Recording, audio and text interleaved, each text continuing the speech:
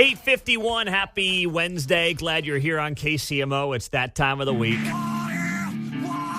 KCMO Talk Radio. Now on FM at 95.7. It's time for What If Wednesday. What if, instead of having you on this radio station, there was somebody else? All right, 3 questions on a Wednesday morning there, John Anthony. What is on the rundown, my brother? What if federal employees were starring in an episode of The Office? Well, then it would sound something like this as Trump and Elon Musk and the team try to cut. I'm really looking forward to sitting down with you and finding out more about what you do here. Anytime. Yeah. What do you do here? Excuse me. What is wrong with this woman? She's asking about stuff that's nobody's business. What do I do? Really, what do I do here? I mean, I should have written it down. Something. Quabity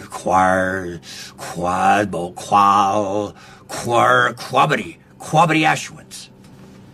No, but I'm getting close. I feel like that's every federal employee right now trying to justify their gig. With 2 million federal employees out there, the bulk of them are getting offered a buyout where they can get paid for the next 8 months and then just go away.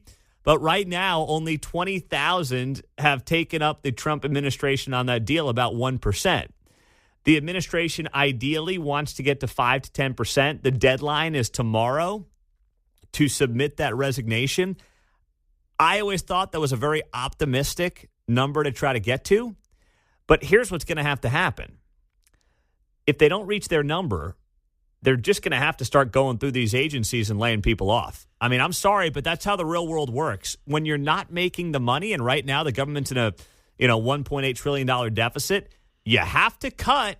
I'm sorry, that's not a threat to democracy. That's called responsibly running a country or a business, John. Got a June story that says now 10% of former federal employees wish they'd have joined the others in January to get the money. Well, that's exactly right. If you're like that guy in the office and you're like, I'm not taking their stupid buyout, well, you're taking a chance. You're taking a chance because I'll tell you what, you get smart business people like Elon Musk looking under the hood and saying, so what do you do around here? Okay, just fire me already. I'm done. What's next? What if the Royals broadcast games on free TV? Well, they will help their cause in potentially getting a new stadium here as well. And they are airing what was announced yesterday, 10 games on KCTV5 this upcoming season. And I love that. I think it's great for the Royals. It's long overdue. And it will help them get what they want potentially when it comes to a new stadium because people will feel like they're a part of something. For the last few years, I haven't watched a single game on TV. I'm not buying the Bally Sports out of principle. So the only time I get to watch a Royals game is if I take my girls out there. And that's like once or twice a year, John. Yeah, they're actually also broadcasting on KCTV5's partner KSMO.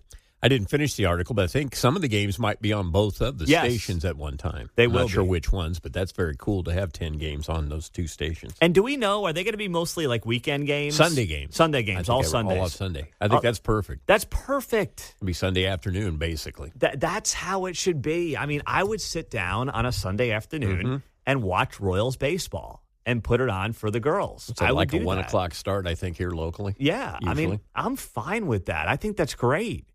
And it's just taking them too long to get this stuff set up. I assume there'll be road games, too. But you think? Just so that people Not go sure, to I didn't read it, but even at 10 Sundays, that's through the week. Yeah. Good. That's a pretty good chunk of the week. It is. Of the season. It is. So this is a great move for the Royals. It will help them in a lot of ways. You know, you watch the team, your kids say, hey, Dad, let's go out to a game. I mean, those things only happen if you're on television.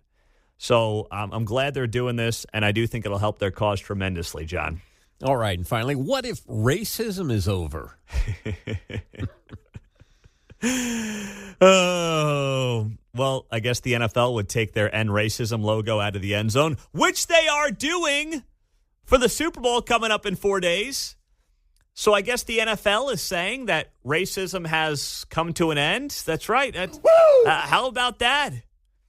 What do we do about this? The NFL has determined that racism is over if they're not putting end racism in the end zone for the Super Bowl this weekend, right? That's how this works, I guess. On a serious note, I believe this all ties back to November 5. There is no doubt in my mind that if Donald Trump does not win by the margin with the popular vote with all 7 swing states, heck, if Kamala Harris wins, they might have put end racism at midfield. They might have done that. But to their credit, I think they read the tea leaves around the country and they said, you know what, this is pretty stupid.